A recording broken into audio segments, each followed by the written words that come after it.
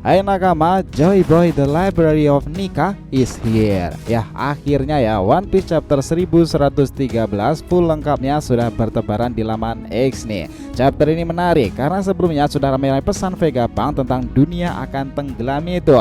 Wah, apakah Vegapunk ini tahu nih jika Im Sama dan para komplotannya itu tengah membuat proyek besar untuk kehancuran? Mungkin adalah proyek kiamat dan kehancuran dunia. Nah, dia menggambarkan dunia akan benar-benar tenggelam itu mungkin itu akan menjadi suatu kengerian yang sangatlah nyata. Memutarbalikan realita tersebut, dunia baru benar-benar akan berubah. Selain itu, Vegapunk juga mengatakan bahwa dia itu memiliki dua dosa besar dan akan menebus itu dengan membuat seluruh penjuru dunia itu tahu kebenaran pemerintahan dunia. Apa yang akan Im Sama lakukan berserta para kaki tangannya Gorosei itu? Momen ini juga membuat para Gorosei sendiri harus habis-habisan untuk melakukan sebisanya dan menghajar mereka semua itu. Tapi mampukah mereka melakukannya dengan sangat baik nih? Nasjuro sudah di hadapan Bonnie dan juga yang lainnya. Saturnus sudah di hadapan Nami dan juga Topman Valkyrie berkali-kali hanya menggetarkan pulau Egghead kan.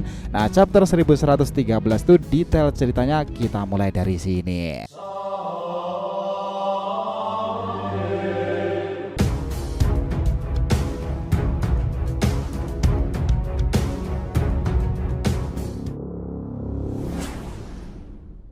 Namun sebelum pembahasan, jangan lupa untuk like video ini ya nakama, ya supaya bentuk support kalian semuanya untuk channel ini ke depannya agar terus berkembang dan berpetualang bersama Nika sang Joy Boy ini. Nah, jika sudah, terima kasih banyak dan mari kita mulai petualangannya. One Piece chapter 1113 ini dibuka dengan judul Jalan Buntu, yang mana ada sebuah color spread dengan tulisan The King is a Fighting. Nah, kita melihat bagaimana sosok Nico Robin itu sedang mainkan caturnya itu ya, dan bidak-bidak tersebut adalah para kru topi jerami lainnya. Di sini pun ada beberapa model chopper yang juga menggunakan baju berzirah itu. Franky, Jinbe juga menggunakan baju kesatria yang dan di atas sana ada Zoro dan Sanji sebagai kuda mengenakan baju besi kesatria. Brook Usopp sebagai penyihir dan pemanah. Nami duduk dengan mahkota itu di sampingnya dan sang raja diisi oleh Monkey D. Luffy. Robin menarik Luffy untuk memindahkannya ke papan catur itu dan ceritanya benar-benar dimulai. Adegan kembali dilanjutkan saat Gorosei Marcus Mars tersebut merasa kaget jika itu adalah tangki raksasa dengan kepala super besar milik Vegapunk di dalamnya. Mars saja kaget di sana dan tak menyangka. Dia kemudian berkata, benda ini masih hidup bahkan setelah kau pergi Vegapunk. Nah loh, apa ini maksudnya pesan Vegapunk bahwa dia itu akan beneran mati ya? Lalu kita ditampilkan bahwa Marcus Mars itu menginjak denden musi baru itu dan ternyata di dalamnya hanyalah denden musi biasa. Dia merasa tertipu dengan kepalsuan tersebut nih. Mars mulai panik di sana karena dia itu tidak tahu bagaimana Vegapunk itu menyembunyikan yang asli.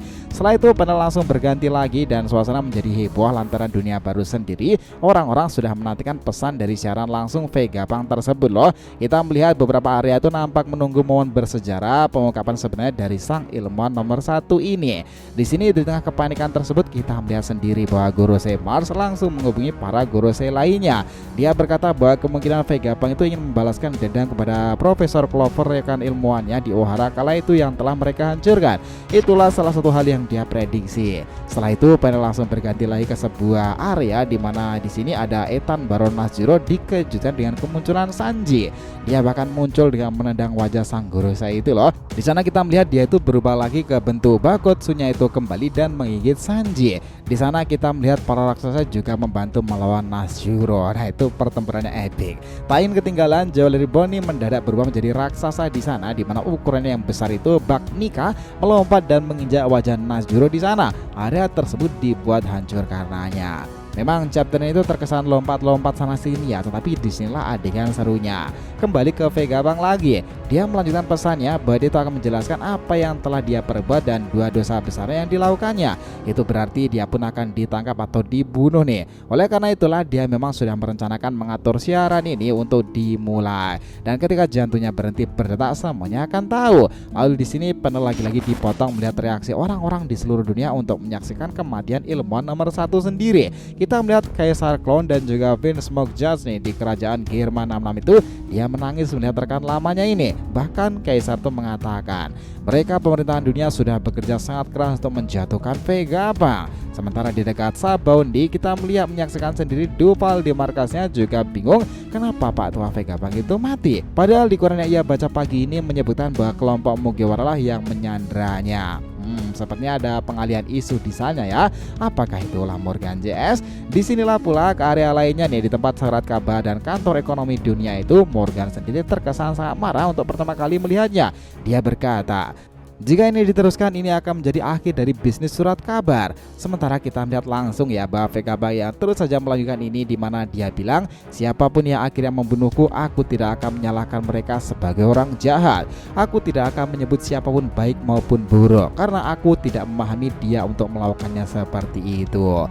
Tiba-tiba scene dipotong kembali pada grup milik Nami yang juga telah kedatangan Gorosei Saturnus di sana. Kita melihat awan di tempat mereka berada itu. Robin sendiri mendengar suara yang mencekam mendekat. Dia Robin ternyata mengenali suara itu karena dahulu dia sudah mendengarnya di Ohara, teman-teman.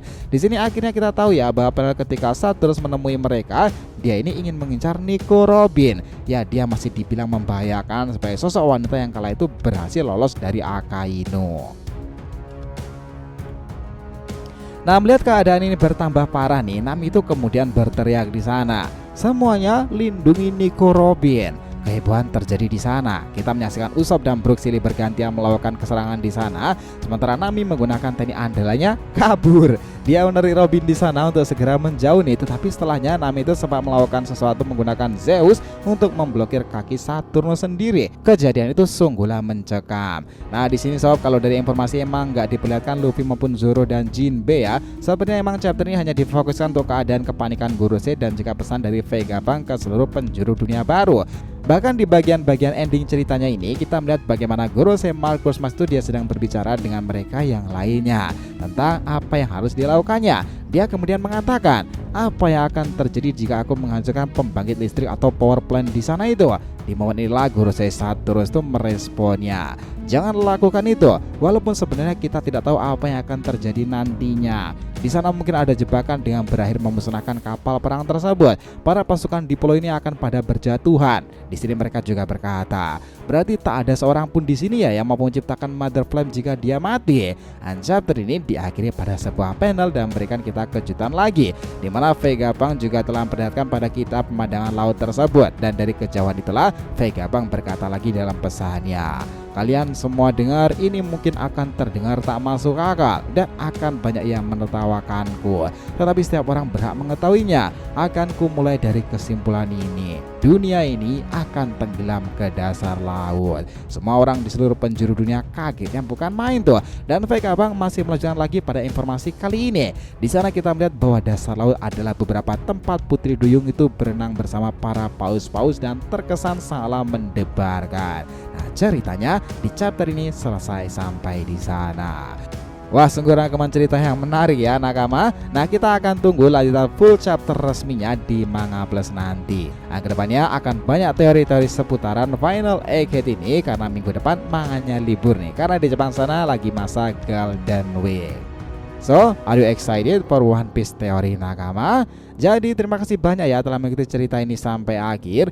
Jika kalian punya pendapat langsung aja komentar di bawah nih dan kita akan usahakan respon, oke? Sampai jumpa di video selanjutnya nakama, dan Joy Boy Sang Nika telah kembali ke peradaban One Piece.